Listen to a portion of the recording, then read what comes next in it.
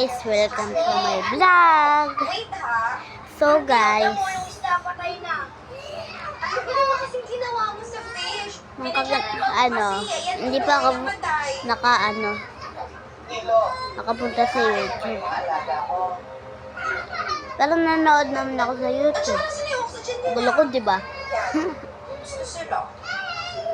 Hello. Ito mo yun Ang guys. pag-aalaga, responsibilidad yan. Trabaho yan, naalagaan mo sila. Isda lang naman po yan. Bili na lang po ako ng bago. Titif ko yan sa'yo.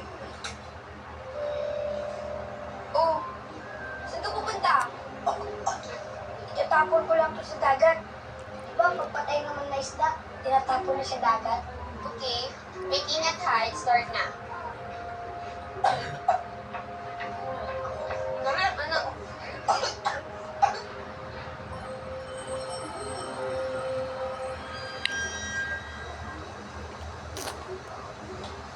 Mas pala mamatay nitong mga isda na to.